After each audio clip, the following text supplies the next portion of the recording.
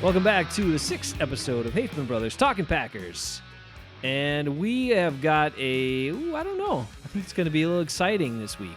It's been exciting other weeks, but I think you're going to be kind of emotional.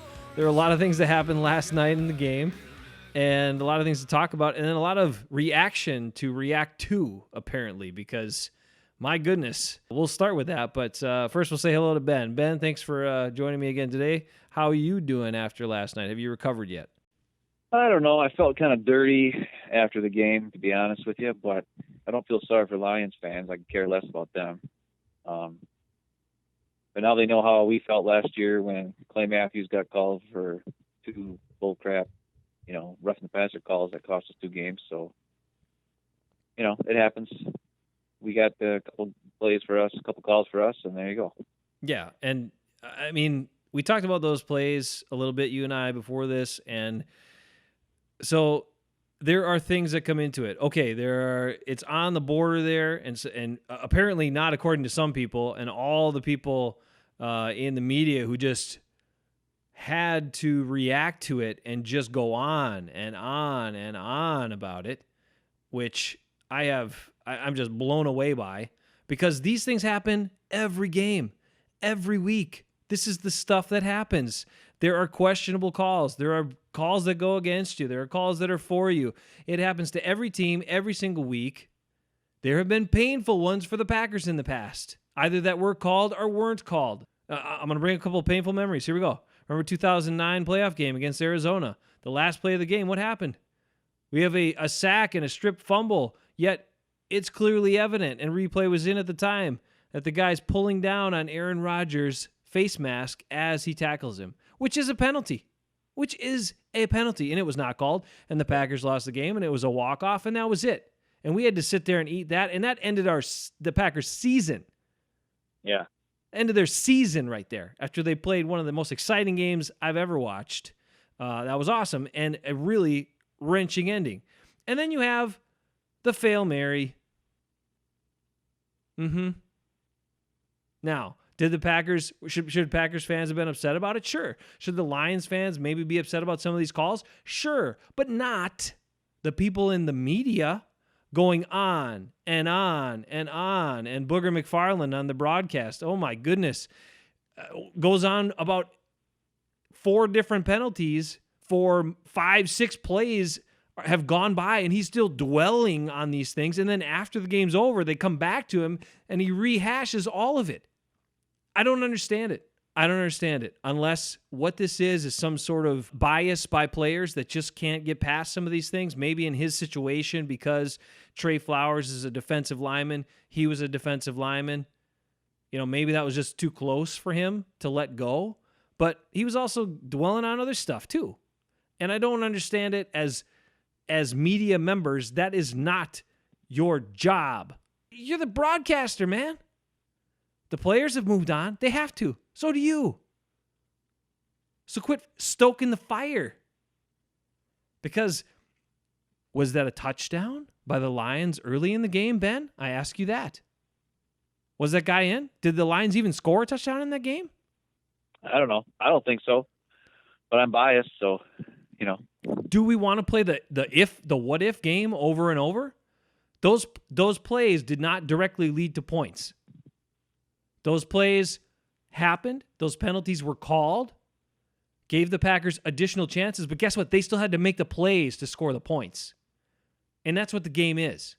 Sometimes officials miss calls, screw stuff up. Plenty of times players do. But again, the players... I'm going to say something. All right. I mean, you're getting fired up, but I'm going to say something that's not as fired up as I was watching USA Today reporters. They do like a live Facebook feed thing right after the game, and I watched it today.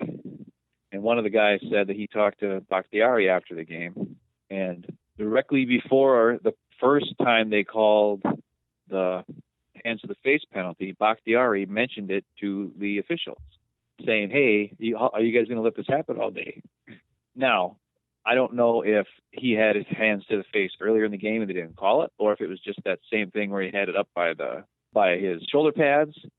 But whatever it was the very next play apparently that they called it on the third down that the Packers would have had to punt, instead of that then extended the drive, and then that led to the Lazard touchdown. And then the second time when they were able to run the clock out and they called it, on that play, Bakhtiari did a really good job of putting his head back and kind of selling the fact that he looked like he was getting his face pushed back. Maybe he wasn't. I don't know.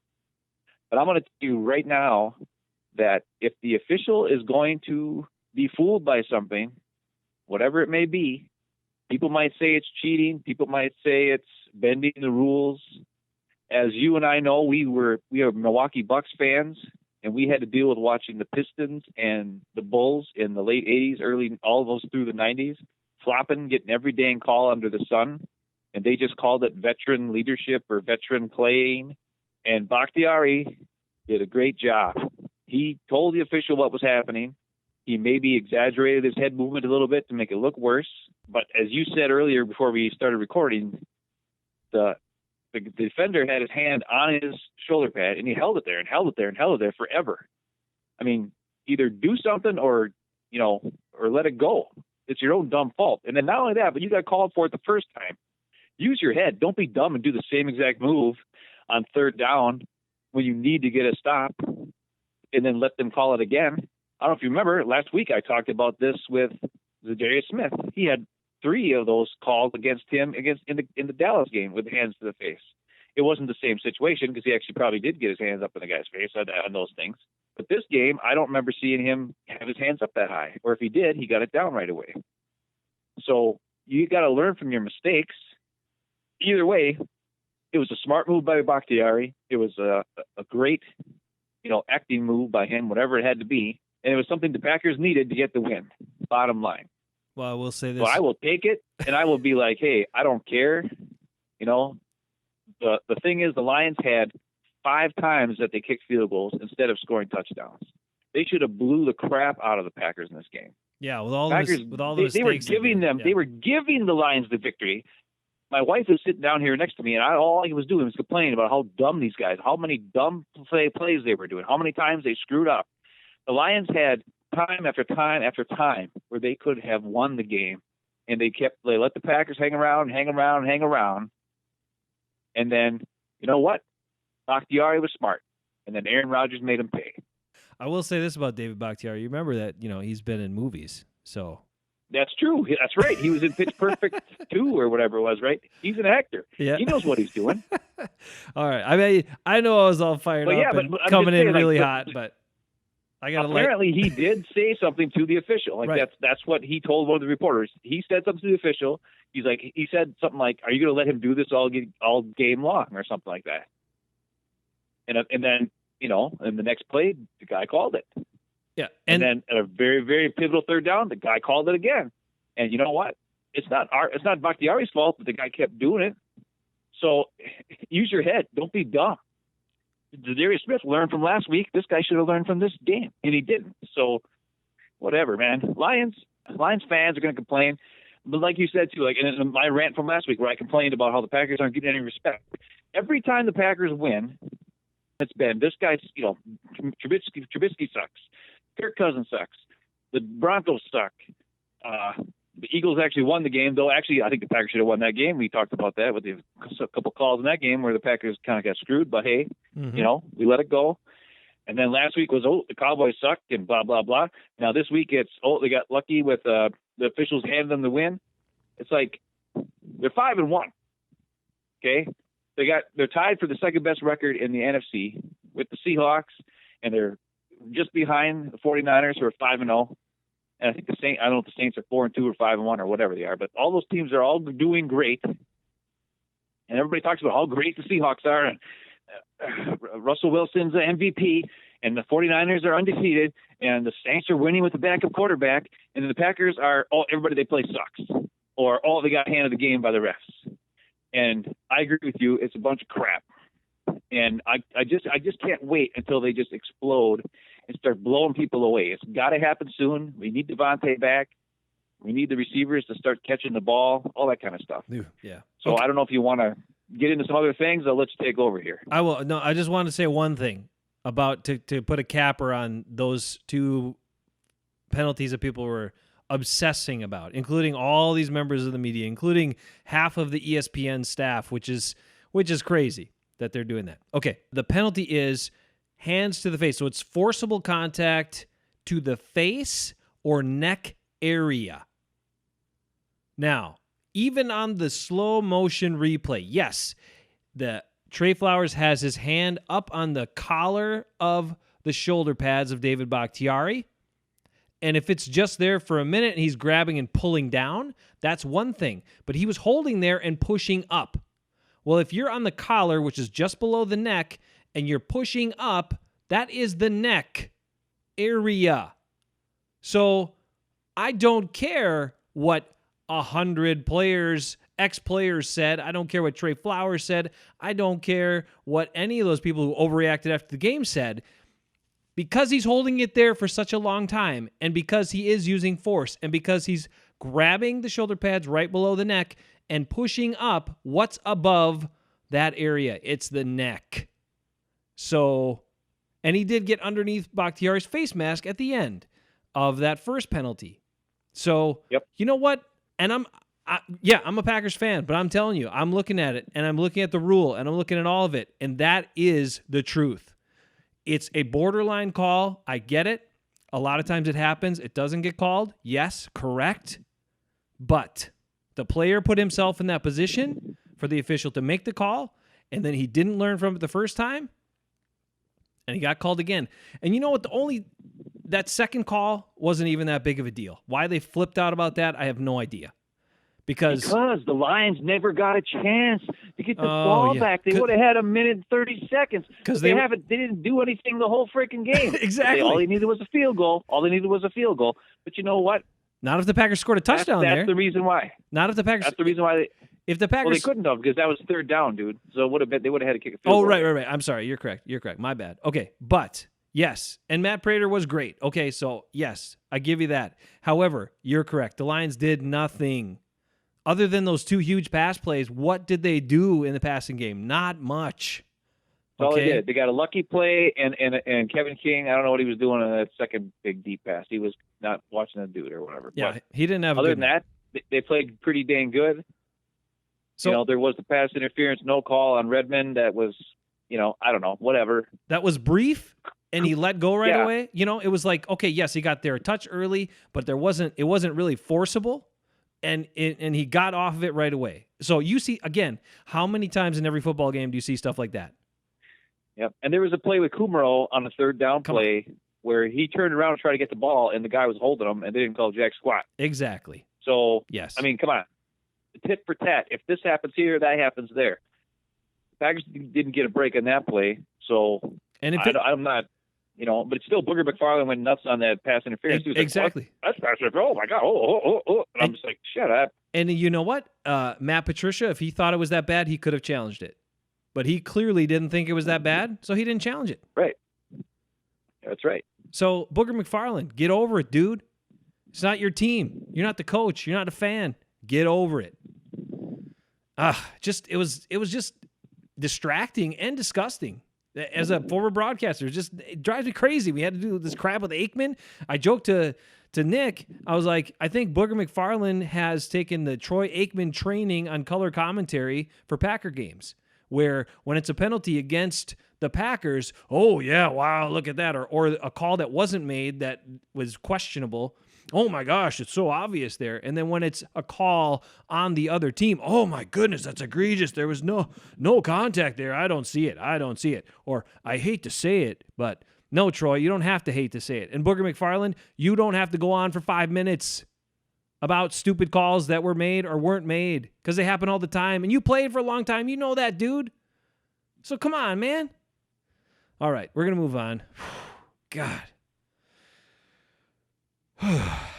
Okay. Plus, her name is Booger. That's right. That's the best thing about you, dude. That's the only good thing about him. His name was Booger. I don't know. Okay. Anyway. All right. We're done. We're done with that part. Now, we got some insane plays that happened that were great during the comeback. We had some ridiculous, horrible screw-ups. So we have endless amounts of plays for WTF this week that we could consider. I don't know what we're going to go with there, but let's get to our plays for the week, Ben. Okay. My number one play, there were some great ones, and I love the touchdown to Allen Lazard, first touchdown of his career. That kid comes in. You know, they had guys dropping again. Geronimo goes down. He wasn't playing good to begin with, but he goes down. MVS is banged up. Devontae's out. I'm thinking, do they even have enough receivers to run a 4 wide receiver set? You know, they had one formation where they went to a 5 wide look. And do you know who the two guys on the outside were? Danny Vitale was split out wide right, and Aaron Jones was split out wide left because they didn't even have enough receivers to run that 5 wide receiver look.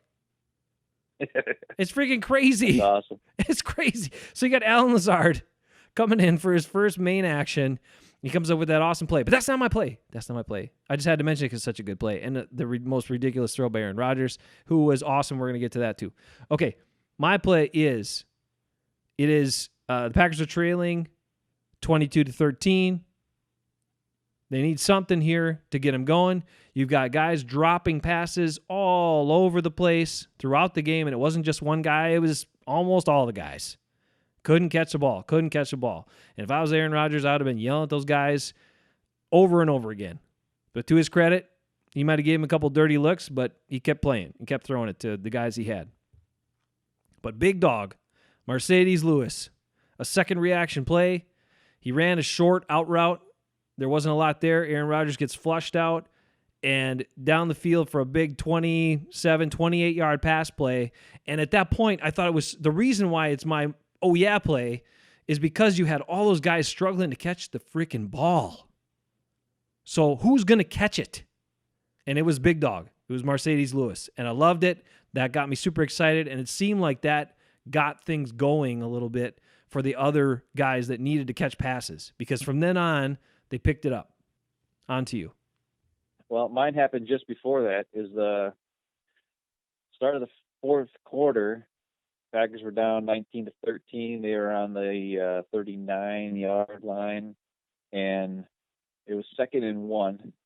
And Rodgers gets the ball, and he throws a 45-yard bomb to MVS. And the reason why is my awesome play is because I don't really know how the heck MVS saw this ball or how he even caught it. Because I'm watching the replay again, and I thought it was a super duper high rainbow, and it was pretty high. But the defender is right on his back, and he had him beat by a good 3-4 yards, but he had to slow down a little bit for the ball, and he had to time it perfectly where he basket caught that thing with the guy hanging on his back, make the play, not drop it. And it was a 45-yard gain all the way down to 15-yard line. Of course, we know what happened after that. Something, I think Aaron Rodgers, how many interceptions did he have this year? 2? Yep. I think both of them are off of either a hand or a face of a Packer receiver, if I remember correctly. Well, and do we want to talk, Lions fans, do you want to go back and look at that play to end the Eagles games, where to end the game against the Eagles where Aaron Rodgers got intercepted because guess what? The defender was there early and grabbed Marquez Valdez-Scanling's arms, and he couldn't catch the ball because the guy was all over him. So, and nobody talked about that when that game happened. No, the Eagles were just so great. A word about that. Yeah, I know. This is why I was so fired up at the beginning of this. We're still going on about this, but yeah, I hear you. Okay. Anyway, sorry. You brought it up. That's my awesome play. I liked it because perfect, awesome pass. MVS had to kind of shield his defender, kind of play like he's going for rebound. It's set up Packers inside the red zone. They didn't score, obviously, so it kind of makes it not as cool. But still, when you have a pass that awesome and a catch that awesome, you got to talk about it. It was a great play for sure. The other thing for me about the Mercedes Lewis catch is, again, that one came right on the heels of the Darius Shepard slip and fall down and get your hands down and so don't bring your hands up where the ball is, but they're down here. As you're slipping, you can't move your hands. Yes, you can. And then let the ball hit you in the face, and then it bounces up, and then it's intercepted, which then led to a field goal for the Lions. And off of that, then Shepard decides to bring the kick out of the end zone. I mean, he had a rough game. Holy crap. Whew. Yeah. Film work this week and the film session for him is going to be tough. But again, he finally had one that was kicked in the end zone. He brings it out, only got to the 21, plus risked a potential holding call, which they had on another return, plus risked a potential fumble. I'm like, dude, if they kick it in the end zone, you don't even field that. Didn't you learn that from Ty Montgomery a couple years ago? The ball goes in the end zone, it's dead. You don't even have to catch it. You don't have to kneel on it. It hits the end zone on a fly. It's a dead ball. Your ball to 25, no time off the clock. Okay. Came on the heels of those plays, and right after that ridiculous one where they're at the one yard line and going to have a first down if all he does is get his hands up and catch the ball. Instead, all that other stuff happens, and they just needed something. They needed somebody in the pass game to make a play, and Lewis was the guy. And here's a guy that was completely ignored last year, Ben. I mean... Oh, he had 3 catches last year. I mean, unbelievable. They signed him. They finally signed a free agent, some different free agents. Gutekunst is new. He gets some guys in. And Mercedes Lewis, a successful guy, a Pro Bowl player in his past several years with the Jaguars, and they don't even use him. They don't even have him involved in the pass game whatsoever. And instead of... the weirdest thing about that was to me? Yeah. Was that, remember when McCarthy, like, the first couple of years when we had, like, David Martin or something, who was kind of like the blocking tight end? Is that who it was? David Martin? Or, I don't know. They had somebody, right? Yeah. Like, I don't understand why they didn't use him, even the fake block and then pull out and catch a little easy 5-yard pass. Why was that play not in there last year? I don't know. Right. This year, like, they need to do that more often. Every time they do it, he's wide open because nobody even thinks about it. Yeah. Like, duh, do it. Plus, he's a huge dude. He can shield the defender and catch the ball. And I would say at this point, I think he might beat Jimmy Graham in a foot race. Dude, don't even get me started. Jimmy Graham has got when they were backed up inside the 10-yard line, it was 3rd down and like 12 or 13 or something, and Rodgers threw the ball to him. He caught it. He was about 4 or 5 yards from the first down marker, and I swear to God, it took 2 seconds for him to turn around and start moving forward. And by that time, all the Lions were there tackling him. Yeah. I'm like, what in the world? Like, how slow are you, Jimmy Graham? You can't catch, and you can't freaking run? That makes Jared Cook, when he had that play in Dallas where he's just kind of like jogging across the field and nobody covered him in that playoff game, that made Jared Cook look like a sprinter, like Usain Bolt running compared to how slow freaking Jimmy Graham is. Good God. And that was a play. Jimmy Graham is god awful. Can we just, you know what? They need to get rid of him and do what we said last week. As crazy as Horn and Eckes are, freaking call up Jordy and get his butt back here so he can come in the red zone. Because Jimmy Graham obviously cannot catch the ball in the end zone for some reason. I don't know why. He can catch it when he's not in the end zone. But when he's in the end zone, he drops everything. Why do we even have him on the team? I don't know. We were when all those receivers were going down, I was wondering if there were some texts going to Jordy. Be like, can you catch a direct flight to Green Bay right now? We'll get the contract ready if you can make it by halftime. Because, oh my gosh. You know what? I would go get Greg Jennings. I'll take him even with all the stuff he says. I don't care. I'll take him. He'll catch the ball. I said that too. I'm like, get all the old ones back. Go to James Jones. Go get James Jones' hoodie. Let's go. Oh man. Good Lord. The receivers.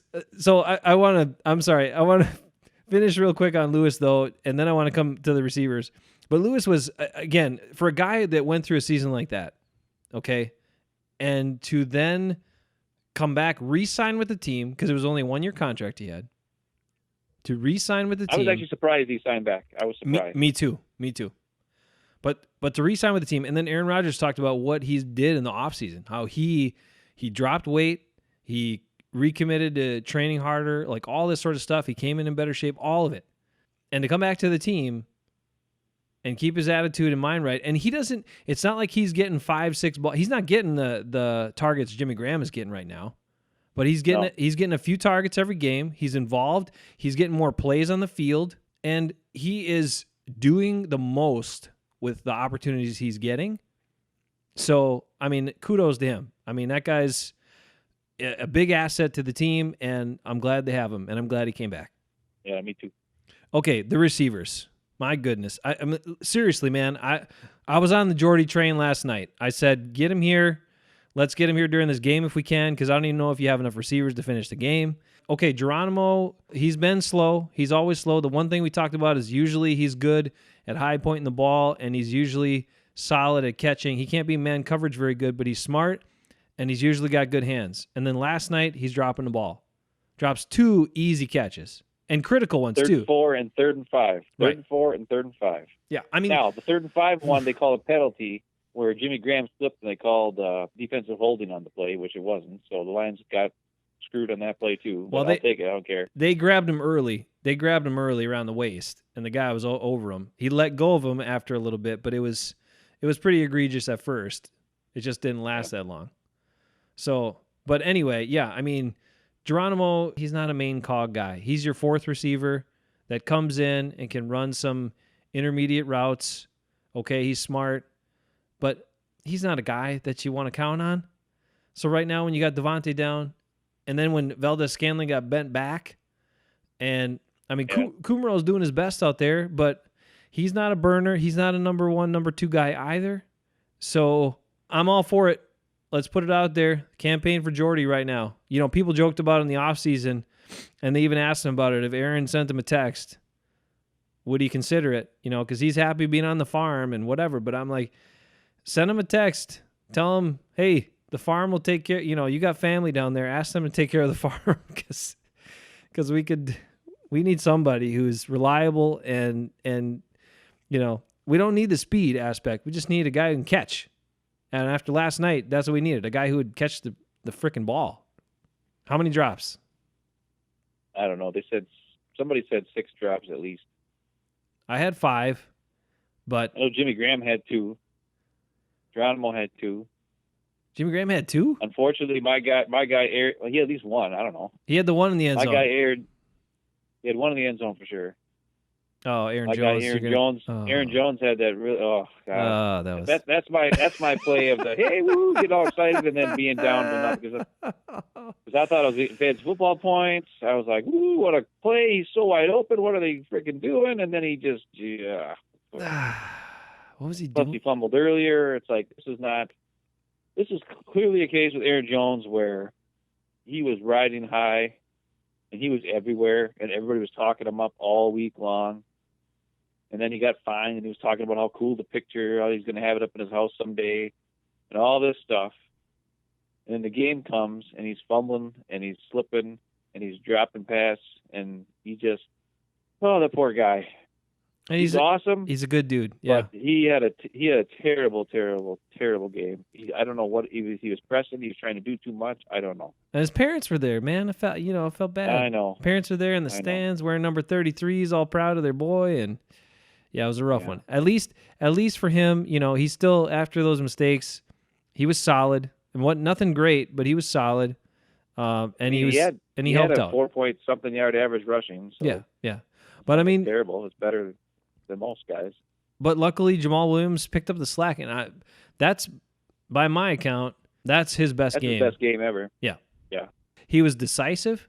He was quicker than normal. You know, a lot of times with him, it's either he waits too long to make a decision or he just plows it in there and then runs into guys and gets tackled. But last night, he had a better balance of patience, but also when he saw it, he went for it. And then on top of it, you know, he was good in the pass game.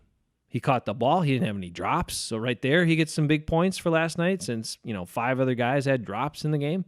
And he was really effective. And that shovel pass touchdown, which I thought initially was a touchdown run, but since it was a shovel pass, it was the old, Aaron Rodgers gets one of them at least. How many of those did Brett Favre have in his career? Anyway, never mind. That's side point. Side note, we'll look that up for another episode. But I thought he had no chance of getting in there, and somehow he did. Well, he just made guys miss. I mean, he broke a tackle, and then for some reason, they were all just standing around looking at him. All the Lions were standing there looking at him. All the Packers blockers were just standing there looking at him. And he just waltzed in the end zone. I was like, okay, I guess everybody's just standing there. I don't know. It was weird, but he got in there, and I was like, sweet. And then his 45-yard run, he had was, he went up through the middle. He had a couple good cuts on that. The other thing I like about Williams is when he runs, no matter where he is even, whenever he feels there's a guy next to him, he's always putting two hands on the ball or two arms on the ball. He's got the whole thing covered up all the time, which might slow him down a little bit, but we know he's not fumbling. And that was critical last night because the Lions, and they talked about before the game that they had the most forced fumbles and punch-outs. They had like 8 punch-outs through 5 games, and you could see it. I mean, they were just trying to knock the ball out every single time they got a chance to. So that's a coaching point for them, and they're pretty good at it, so you got to be aware. I mean, and Aaron Jones wasn't ready for it, and that's why he lost the fumble, because he's usually very sure-handed as well. Does a pretty good job. Wasn't really like a punch out though. No. That was just a big. He got hit by a big guy. Defensive lineman who just beat the snot out of him, and he just kind of like went oops and fumbled it. But yeah, they were able to get his arm like tucked in too close to his body, and then it exposed the ball a little bit, and then it popped out. But I don't know. I did hear. But if those two guys can work together and if one guy picks up the slack and the other guy's not having so hot a game or whatever it is. I mean, that is awesome. I mean, it reminds me of the Dorsey, Levens, Edgar Bennett days. And we haven't had that since then, really, because we've either had one guy who's okay or really good, but if he's having an off game, then nothing's happening, Mm-hmm. But back when you had Dorsey and Edgar, those guys would feed off each other. Because when one guy's doing great, the other guy wants to also do great. They also were better in different situations. I mean, let's face it, if we're ever playing in a dome, let's get Aaron Jones out there. It's a fast surface. He can cut and move around super quick and do awesome stuff, right? Yep. Last night, he was slipping and sliding. He's always trying to cut. He was the only one slipping and sliding. There's a couple other guys doing it too, but he is more susceptible to the sliding because he's cutting more often. Where Williams is a more steady base. He doesn't quite do as much cutting. It's more, straight line and like run over dudes. But it was exactly what we needed last night, and he did a great job. And it was great to see him back after the concussion, and he had a couple weeks off. Maybe he was feeling, fresh legs and ready to go, and it mattered. I mean, we needed him last night to do things with all the drops and all the dumb stuff that was going on, and we needed a solid rock there, and he was the rock guy who kept us going when we had nothing else going on, and it was great to see Williams out there doing that. I mean, I'm not going to tell you he's a game breaker or anything like that, but he's an awesome guy too. Both those guys, I remember their rookie year. Remember how cool it was to see those two guys? They were kind of like the Smith brothers back then. I don't know if you remember or not, but they were doing interviews together. And when the Super Bowl was in Minnesota, yeah, that's right. That year, they were actually at the Super Bowl together. They were doing interviews at all the different NFL Network shows together, those two guys, and they get along great. It's just a good 1-2 combination. I'll take it, man. Sure, my fantasy football team gets hurt a little bit because I'd rather have Aaron Jones get every carry, but hey, that's okay. I just want the Packers to succeed, and I like the run game and having that run game because it lets Aaron Rodgers then do some awesome stuff as well. Okay, now the last few games, Aaron Rodgers has looked really, really good. Like, he looks like as good as he's ever looked. And last night, he played awesome. I know what the stat line says. It shows more incompletions probably than there should be, but that's because all those drops shouldn't be an interception. That should have been another completion. I mean, there were 7 balls. There were 5 flat-out drops, and then 2 more that were contested that could have been contested catches they just didn't come up with. So maybe you count those as pass breakups. So I don't call those drops, but there should have been 7 more completions, a bunch more yards, another touchdown or 2. Then you look at that stat line, you see the real reflection of what it should have been. But the way he was throwing the ball, where he was placing the ball, obviously the throw to Lazard really stands out. A couple of the other throws really stand out. But all game long, I mean, he wasn't waiting when the plays were there. He's letting the ball go. When the lines dropped a lot of guys in coverage, so there were times where he had to hold it a little longer and had to make some plays. He did that too. I mean, the guy played awesome. And to be the person in charge of the offense and slinging the ball around and have that many screw-ups by that many guys and still find a way to get it done, I mean, that's super impressive to me. I can't believe it. And he stood up for himself. at one point, because I didn't realize this, but then I went back and listened, and he said he lobbied for Lazard to stay in the game or get in the game. He went to the receivers coach and said, hey, can I get 13 out here or leave 13 on the field? Because maybe at that point, that was one of the only guys he could trust to catch the ball.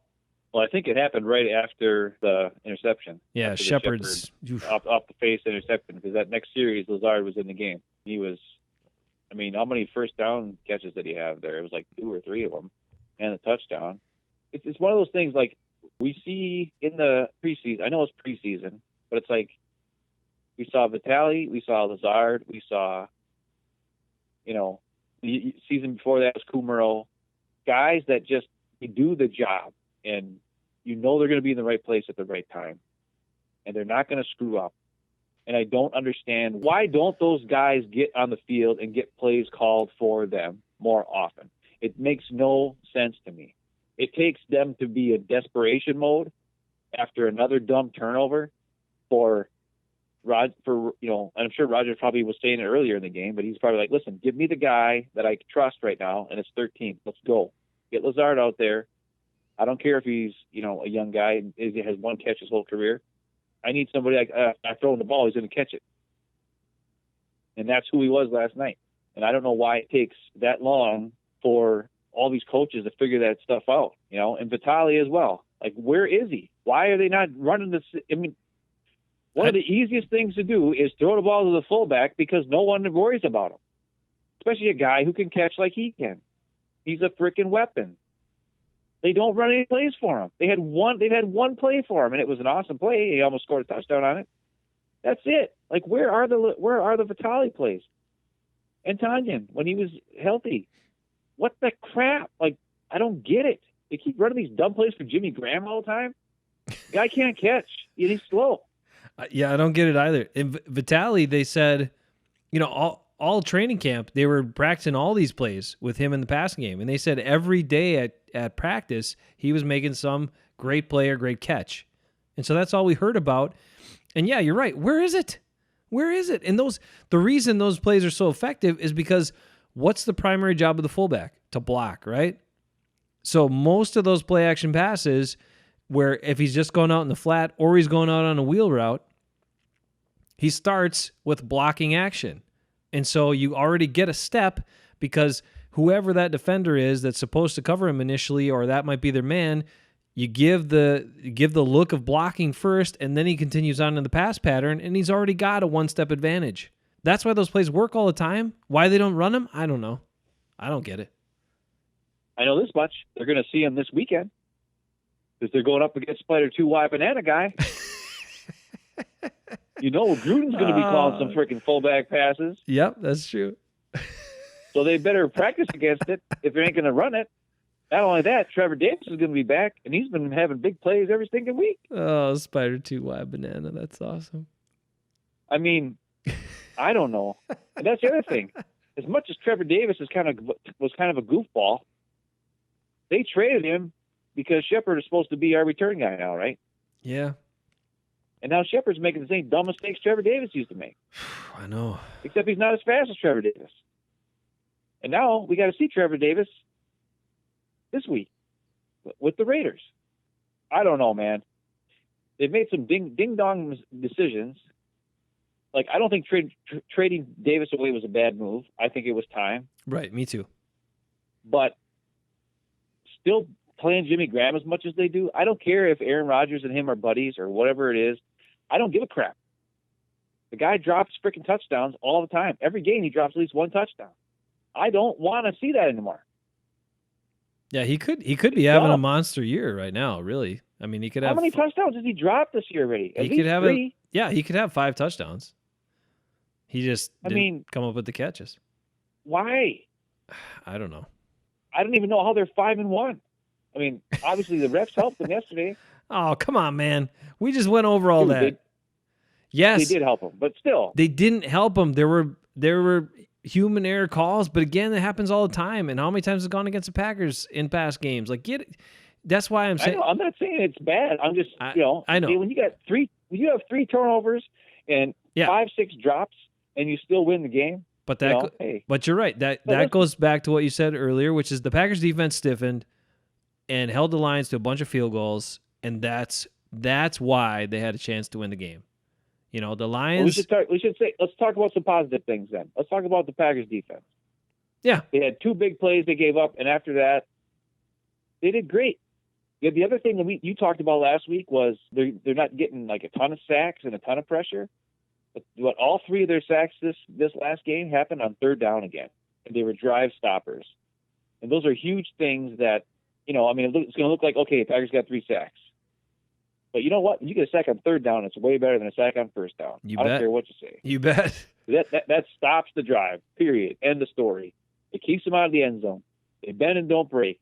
They had all these stinking turnovers that gave them terrible field position, and they had to, you know, dig them out of it, and they kept them at field goals and kept the Lions out of the end zone, and it was humongous. And that's how they were able to come back and win the game, was because they kept the defense was I don't know, bend and don't break kind of thing, but they really didn't bend that much either. They just got put in really bad field position. Yeah. That was the difference, was they only gave up really 2 huge plays. They stopped the run. They defended well. They pressured when they needed to on key moments, and they tackled for most of the time. There wasn't very often where they you know, let a guy get past them on. Maybe it was a wide open catch, but they usually tackled the guy as soon as they had a chance to. Except for Blake Martinez missed a couple tackles this game. He had a kind of a rough game, but for the most part, they played pretty good. Yeah, so they didn't get the turnovers, right? They've been living on the turnovers, but this was more of a solid defensive game aside from those 2 big plays that just they looked like they just weren't ready for, you know. And so and who is ready for a flea flicker on the first play of the game? Like, nobody's ready for that. You're not expecting it. And great call by Darrell Bevel, former Badger, so you expect good stuff from him. But anyway, that's the way it goes. Also a former Packers quarterback That's coach, right, yeah. Brett Favre. That's right, yeah. He probably learned that from Favre. No, I'm just kidding. Anyway. Well, Favre would throw a flea flicker to himself. That was a great. He would. And both those really deep balls were great throws by Matthew Stafford too. Those are great throws. But outside of that, they didn't do a heck of a lot. But what did we learn last night, Ben? We used to think that Blake Martinez was the smartest guy on the Packers defense, but I think there's a new smartest guy on the Packers defense. Yep. Tell me about him. You tell me about him. All right. I'll start it, and then you can continue on, because we talked about this, because I was saying how Preston Smith's last sack, where he was almost offsides, but he was on it. I'm like, he must watch the play clock, because most guys, when they're down their stance or whatever, I don't think they're watching the play clock, but he must watch the play clock because he was on it, and because he jumped right as the ball was being snapped, he got the sack. He beat the guy to the outside, easy sack, and that killed another Lions possession. And why did that happen, Ben? Because he was obviously looking at the play clock. I don't know why no one else does. Because it would make sense. Because when you move, when the clock says 0-0, it's either going to be, you know, delay of game or whatever on the offense, or it's going to be a super get off on the defense and a sack, right? Plus the guy's name is Preston, so anybody named Preston, you know, he must be smart. It sounds like a smart guy to me. I like it. I like Mike Pettin. Like his boldness. We talked about the boldness last week about, you know, not playing ultra conservative when you have a big lead, and even though they gave up some big plays in that game, I like the mindset. I like the attack. I thought the corners played a little soft early in the game, and then they started to play a little tighter. And one thing that was pointed out was how Marvin Jones Jr. in the last couple of years has just destroyed the Packers. And last night you didn't hardly hear from him. And Jair was playing him a lot. And Alexander, even though the stat line wasn't great, I think he did a really good job on Marvin Jones. All right, we're kind of jumping around a little bit more. We had a big gap in there, but my WTF is the Darius Shepard slip down. Keep your hands down by your chest, even though the ball's up by your face. Let the ball hit you in the face, and then it turns in from a completion at the 1 yard line to an interception that's returned several yards and sets up a field goal, which, man. You know, one thing I want to know, Ben, I don't know if I can get this. It'd be a lot of historical research, but I would like to know how many of Aaron Rodgers' career interceptions are off of where Packers guys should have caught the ball first and deflections. My memory, I would say probably 30% of them, I'd guess. Yeah, I mean, there are a number of them that come to mind, and that's without even really looking at it. He's just so good at protecting the ball. It's still being effective. You don't often see him make some of these dumb plays, bad throws that so many other quarterbacks make. And so I'd really like to know that at some point in my life, and maybe I'll find the time to dig into it. But there was another one. I mean, he's got, like you said, the stats will say he has 2 picks this year, but he should have 0. The stat goes against the quarterback, and I get it. But I just want the picture to be there and people to think about how many of those, and he has so few, the best touchdown interception ratio of all time and all that stuff and whatever, but how many of those are actually on him? So, you know what else though? Dude, he should have had 5 touchdowns in this game yesterday. Because you had the Aaron Jones drop, you had Jimmy Graham drop, and you had the Shepard hit in the face interception drop. That all should have been touchdowns. Well, the Aaron Jones drop was the same drive I think Williams scored his. So he got 1. Oh, it was a okay. net equaled out there, but I think 4. Yeah, he should have had 4. Yep. But his guys couldn't catch the ball last night. And that's the other thing. They wear these gloves. I mean, these gloves are supposed to be like super sticky. I mean, how do you not get... There was no weather concerns. Come on, man. It wasn't snowing. It wasn't raining. Like, what more do you want from Green Bay on a fall evening? Catch the ball, man. And don't fall down all the time. Put some different cleats on. Whatever. I don't get it. See, this is the thing. This was the game, right? It was frustrating. It was frustrating for most of it until the end. That's why this episode of the podcast reflects that game. That was it. This is what the game was like. So now we're going to put the final cap on it and go to the positive, which is their 5-1. And the other part to that positive was you had to feel good for the old salt and pepper, Mason Crosby. Because did you see how awesome that was? The walk-off kick, and then he got the assist to do a Lambeau leap. I don't think he's really done a Lambeau leap before. That was pretty cool. J.K. Scott jumped up there, too. If you saw him, he's kind of like way over on the side of the screen. I did see him. Up. He did not need any help, so. No, he didn't. But he's like 6'6", so I was enjoying. Yeah, and he's very young, and he's got some good springs. Mason, he's a little longer in the tooth, and plus he got whacked in the hip last week or whatever. So, Yeah. But hey, even though there was a glaring difference between Matt Prater's kicks that were very straight and Mason's that always got that kind of little like woo back and forth kind of wiggle to him. They all went in, so we'll take that. I'm always worried when he kicks the ball. It's just, it starts to go to the right, and then it comes back left, and then you're like, is that thing going to go in or what? I don't know half the time. I don't know. It scares me too, but I don't know how he does it. He's kicking the ball like everybody else, right? Like, these other guys kick it, and it just goes straight. It's like, boop. You can see right off their foot whether they're going to make it or they're going to miss it. He is one guy, when it comes off his foot, you have no idea whether it's going to go in or not most of the time. I just think that's crazy.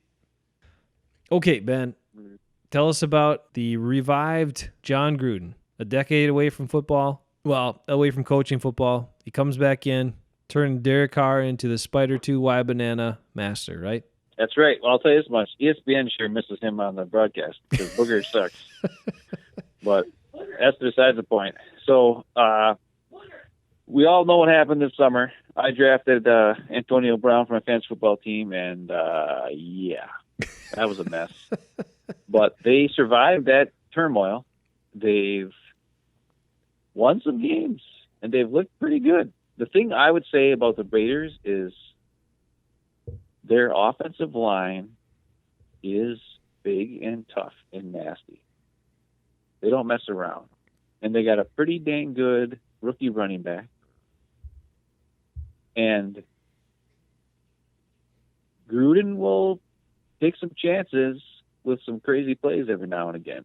He's really good with his first 15. His first 15 script plays, if the Packers can somehow weather the storm there, it'll be a lot like the Lions game. In that first quarter, make sure you're smart. Make sure you're disciplined on the defensive side. Don't let the big play happen. Look out for all these plays that Gruden calls. hold your gaps against the run. Those are the things that they can do on defense to try to combat the Raiders. But the Raiders, and then their defense is not too bad. They lost their middle linebacker. Burfict is out for the year because of his cheap shots he's been doing for years and years and years. They finally said, okay, we're sick of you. You're done for the year. That's right. Their secondary is pretty good. They got a rookie safety who's pretty awesome. But it's mostly their defensive line and their offensive line are nasty and tough. If you can win the line of scrimmage, you can win a lot of games. And that's something that the Packers are going to have to look out for. Those are the things I would say. Be smart. Know your assignments. I hope they don't do the RPOs and stuff like that where they haven't done the last couple of weeks and it's led to really good rushing. Stick to what you're doing. Please. But those are the things I would say we got to look out for against the Raiders. Typical Gruden stuff. It'll be fun to watch him. I always like watching Gruden on the sideline with his face and yelling and screaming at stuff. And it'll be exciting. The exact opposite of LaFleur, who just kind of sits there and he's calm. And he was getting kind of fired up. He was kind of yelling, getting fired up a couple times about some of those, some of the plays that were going on. Some of the, I think he was pretty perturbed that he had to throw that one challenge flag on that catch, no catch that was called a catch by Kerryon Johnson in the right flat when they covered him up pretty quick and he just lost the ball right away. I think he was pretty perturbed about that, but he's getting a little more animated, but it's certainly not as fun as Chucky. And, John Gruden he's got those guys believing. I mean, look at what happened with the Raiders, the ship off Khalil Mack, the Antonio Brown saga. I mean, Derek Carr, 3 years ago, people are saying he's one of the top 5 quarterbacks in the league and comparing him to, he's up there with Aaron Rodgers and the best guys. And then all of a sudden he stinks. I mean, Gruden's kind of rebuilding him to play differently and play smarter. And so there's not as many big plays and all that stuff, but not as many mistakes. Because he knows that's just like all of the coaches talk about. Turnover margin, biggest factor in winning games. And do you want to have a bunch of great stats or do you want to win games? So he's got that going and he's got tons of money. 10-year guaranteed contract. Like, holy man, for a coach, that's wild. And I wish we could have Frank Caliendo on to do his Gruden impression, but we're not that big yet. So Caliendo, every time he says any Gruden thing, he's like, he was saying I wasn't going to use all this tech stuff. He's like, we're not going to use this GPS or whatever, all that fancy iPad and all that stuff. That's pretty good. That impression wasn't very good, but I wasn't really going for it either. I mean, I didn't go 100% on that. Yeah, there's nothing better than John Gruden's quarterback camp with John Gruden. You can find that on YouTube. It is hilariously awesome. So Caliendo as Gruden, and he's interviewing Gruden, and he's taking him through his own quarterback camp. It's the greatest. A couple other Wisconsin connections. Frank Caliendo, a Wisconsin guy. Yeah, he is. Now, this was not confirmed, but my wife, Lenica, who grew up in Waukesha, who knew absolutely nothing about sports and still probably doesn't. Well, no, not probably. She still doesn't. After I started watching, I started pulling up Frank Caliendo videos on YouTube and just watching them and whatever and all this stuff. And now this is quite a few years later. But she said, I think that was the guy that was at this one house party I was at who was just doing all these voices and all this stuff and making everybody laugh. Because Frank Caliendo was from Waukesha as well. And it was around the same time. Now, it wasn't confirmed. She never got his name, whatever. But those things coming together, she probably at least got to kind of meet Frank Caliendo before he was ever big and knew him and all that stuff and didn't even realize it. Because, again, she wouldn't have recognized any of the sport. She wouldn't have recognized John Madden impression or any of that stuff. So, side note. What about Charles Barkley? Would you recognize Charles Barkley? I don't know. No? I don't know. Probably not. So, yeah. Okay. I don't know. There's a whole thing with all sports. She used to have these really funny terms for football back when we were first together, and I watched a lot of football, and she was like trying to, be supportive and get into it, watch games with me. But she didn't know any of the terms. She didn't know any of the plays or any of the concept of the game. But so then she had her own terms for certain players. So then I would ask her, and I said, okay, well, what do you call this guy? And so is the running back, and she called him the runner. And I said, okay, well, that makes sense. All right. And then the quarterback, well, that's the thrower, okay, because he throws the ball most of the time, sure. And even though I told her the terms many, many times, these were her terms. Now, the guys on the line, they were the pushers. They were the pushers. So defensive linemen and offensive linemen were just pushers, all of them. And then you had the catchers, and you had the kickers. So I mean, she's there for the most part, but just different terminology, and that was her understanding of football. They did not even really know what was going on most of the time, but her terms were quite fun for all of us that actually understood football and football terms. So, but I would say she has not even tried to watch a game with me in the last 15 years at least. And my kids have been infected. They have absolutely no interest, which we talked about as well, in football. Actually, Evan was at school, and we asked him what he did for gym one day last week, and he said, "Oh yeah, we were playing capture the football." And I said, I just looked at her and I shook my head and I said, "Have you been talking to him about football?" And she said no, and I said okay. And then I said, "Evan, do you mean you were playing football in gym class?" And he said, "No, we're playing capture the football." And so I still thought he was just calling it that. But then we found out later on that it was, they were playing basically capture the flag, but with a football.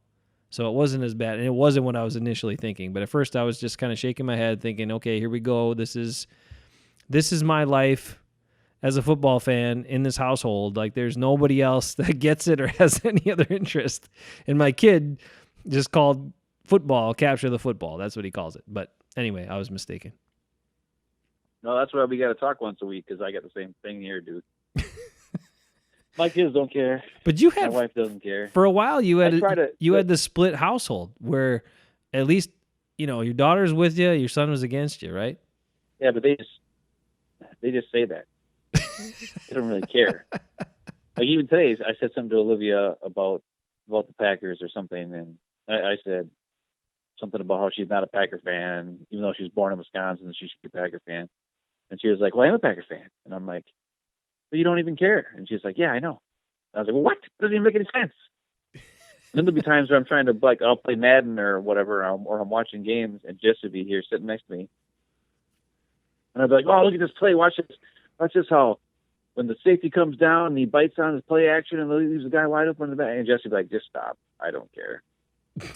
And I'm all excited, and there's nobody, like, I want to show her the play, why it happened and why it worked so well, because this guy was out of position or whatever it was, and blah, blah, blah. And then she's just like, "Okay, whatever. I don't care." And she just ignores me.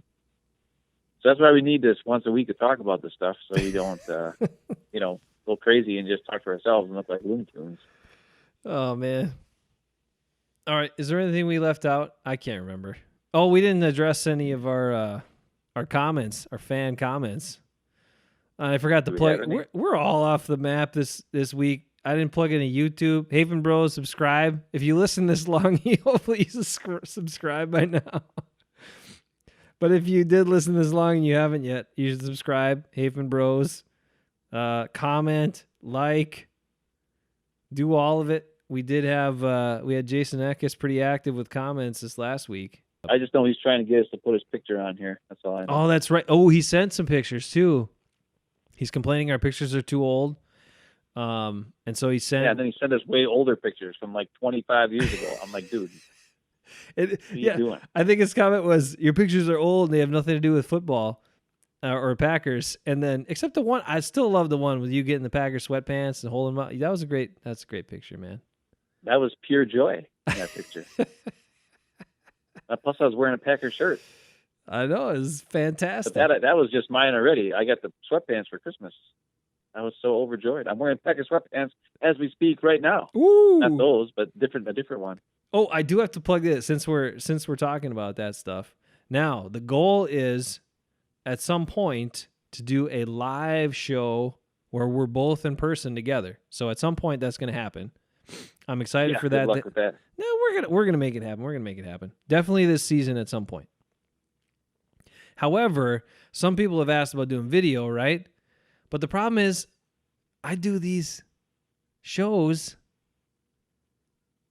in my boxer shorts, man. Because it's radio. Ah! That's why I always love radio, baby, because you can wear whatever you want. I used to do my first sports radio show that I did in Eau Claire way back in the day on Wise Radio. I used to do that one in my pajamas most of the time. I'd race down to the station in my slippers and my Cookie Monster pajama pants, and that's the way I did my show all the time. But nobody saw you, so you can wear whatever the heck you want. All right, what does Ekis say? Okay.